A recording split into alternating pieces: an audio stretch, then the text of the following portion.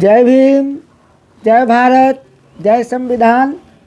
सशक्त भारत चैनल पर हम इंजीनियर हरिकेश्वर बाबू के साथ आज बहुत दिनों के बाद बैठे हुए हैं और जो आज का विषय है, जो अभी करंट है, उसमें माननीय जीतन राम मांझी जो अपना दलित समुदाय का सम्मेलन किए हैं, उस सम्मेलन में उन्होंने एक प्रश्न उठाया है कि शेड्यूल कास्ट की जातियों में जो 20% से साक्षरता में नीचे हैं, उनका एक अलग वर्ग बनाया जाए। माने शेड्यूल कास्ट में वर्गीकरण की बात उनका उठाया गया है।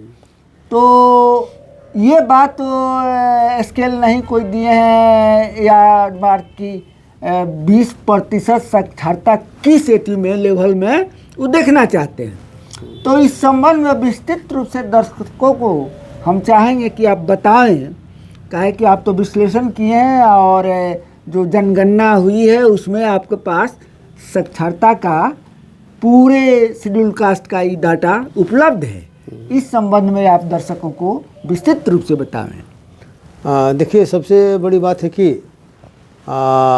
ये 2007 में नीतीश कुमार ने दलित और महादलित किया था। उसमें 4 जातियों को अलग किया था, फिर 18 जाति को महादलित बना कर रखा था। ठीक है।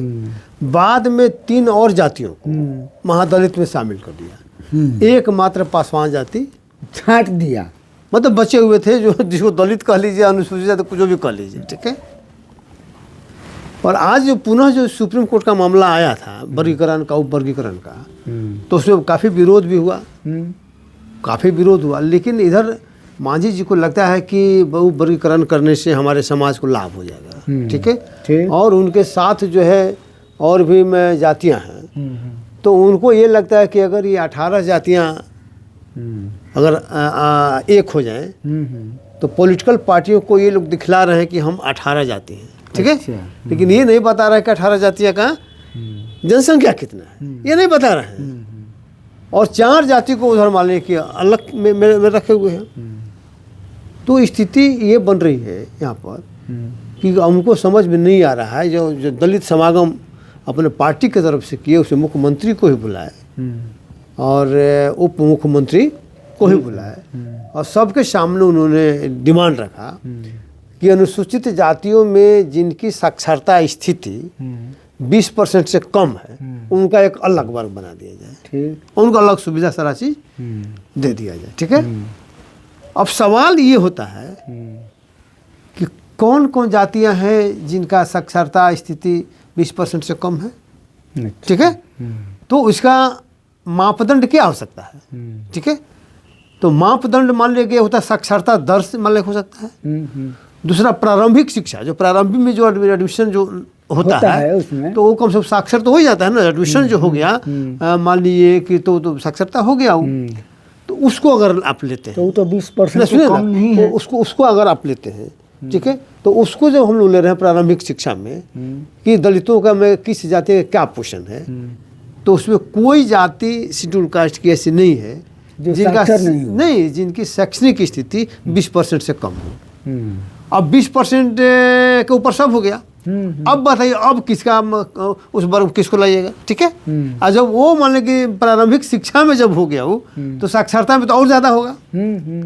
तो ये मान लीजिए कि बिना सोच समझ के ये मांझी जी का जो बयान है, समझिए कि मुख्ता पूर्ण मान लीजिए कि बयान है और जग हंसाई करने वाला है। और दूसरे में एक चीज और हम बता दें कि इनका जो अभी लोग साथ दे रहा है, कुछ लोग जिससे मेहतर समाज के लोग, डोम समाज के लोग, नट समाज के लोग, जो उनको लगता है कि नहीं, उनको लगता है कि ये 4 जातियां मेरा हिस्सा खा रहे, उनको ये मान लें कि गलत फहमी मान ली कि है। तो उनकी जानते हैं स्थिति, उनकी स्थिति ये है कि साक्षरता दर जो है ना, दुसाध चमार धोबी पासी से भी ज्यादा है उनका। हाँ, साक्षरता दर ज्यादा, हाँ, जनसंख्या के हिसाब से उनका साक्षरता दर उनसे भी अधिक है। तो इसका मतलब उसको ही छठवाना चाहते हैं मांझी जी।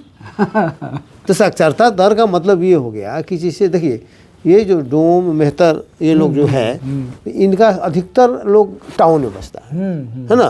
तो टाउन में जो भी रहा है तो सबको बच्चा को पढ़ा है। शैक्षणिक दर उनका बहुत प्रारंभिक शिक्षा सबको प्रारंभिक शिक्षा या कह लीजिए कि ये साक्षरता साक्षर सभी लोग मोटा मोटी है।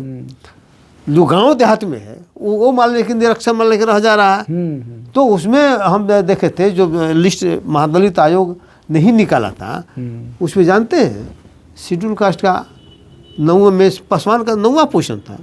अच्छा, ऐसे 8 जाति जो है ऊपर थी साक्षरता दर में। चमार का 9वां था, समझे। तो अब सोच लीजिए कि ये जिनको ऊपर कह रहे हैं 7 जाति, तो 7 जाति तो मान लीजिए कि ऊपर मान लीजिए कि होगी पासवान चमार से, ठीक है। तो ये तो पूरा भारा बेईमानी जबरदस्ती मान लीजिए कि जो मन जो कर देना है। और मांझी जी अब चाहते हैं कि अपने ताकत के बल पर लोगों को वोट जुटा के लोगों को भीड़ देखा कि उसको बेच दिया जाए। भीड़ को बेचने का के लिए ये मान लें कि पॉलिटिकल पार्टी को लोगों को बुला के अपना भीड़ दिखा के लोगों को चाहते हैं कि हमको अधिक से अधिक हिस्सा दीजिए, बेनिफिट लेना चाहते हैं। हाँ, अपने परिवार को लिए, अपने परिवार के समाज से कुछ लेना देना नहीं है उनको, समझे। तो इसलिए ले दे के ये कहा सकता है कि ऐसे लोग हम लोग बड़ा इज्जत मान ले उनको करते हैं, सम्मान के सबसे बुजुर्ग हैं और मालिक अंदर से दिल से साफ भी हैं। लेकिन साफ रहने से क्या होगा, दिल से साफ हैं लेकिन अगर मूर्ख रहिए हैं तो ले देखें आप जो है समाज को फंसा ही दीजिएगा। अगर मौका मिलेगा तो आप जो है पूरा SC ST समाज को लेके समुद्र में फंसा दीजिएगा। मूर्खता से सबसे बड़ा घाटा इसीलिए कहा जाता है कि अगर दुश्मनी भी करना है तो चालाक से करनी चाहिए, होशियार रहेगा। और दोस्ती भी आप मूर्ख से कर लीजिएगा तो घाटा पहुंचाएगा। जीवन में कभी आपको मतलब आपको सहयोगी नहीं हो सकता है। तो इसीलिए कहता है ना कि जाने में मूर्खता बस आपका हानि कर देगा। यही कहा हुआ कि मूर्ख दोस्त से चालाक दुश्मन अच्छा है कि नहीं। तो खैर मान ले कि इस बातों को हम लोग विश्लेषण किए और इन्हीं बातों के साथ अपनी बात हम लोग आज समाप्त करते हैं। जय भीम, जय भारत। आप देखते हैं कि इससे जो विमर्श हुआ, जो मांझी जी का बात हुआ, हम लोगों ने उस पर जो विमर्श किया, तो हम लोगों ने चूँकि अपना मन से कहीं नहीं गए। जो बिहार सरकार का जनगणना का रिपोर्ट है उसी को आधार बना के हमने बताया कि कहीं भी 20% से कम मान लीजिए कि प्रारंभिक शिक्षा में कोई भी शेड्यूल कास्ट के कोई जाति नहीं है, ठीक है। और 20% से अधिक जो मध्य है उसमें 20% से अधिक कोई नहीं है, सब 10-20% नीचे है। तो इसीलिए मांझी जी का ये कहना पूरा मूर्खतापूर्ण है और समाज को दिग्भ्रमित करने वाला है और एक तरह से समाज के लिए समझिए कि नुकसानदेह है, ठीक है। जो मन में आता है। हाँ, तो आप इस पर क्या सोचते हैं, नहीं समझते, इस पर अपना कमेंट आप जरूर दीजिए ताकि हम लोग इस पर आगे भी विचार कर सकें। जय भीम, जय भारत, जय संविधान।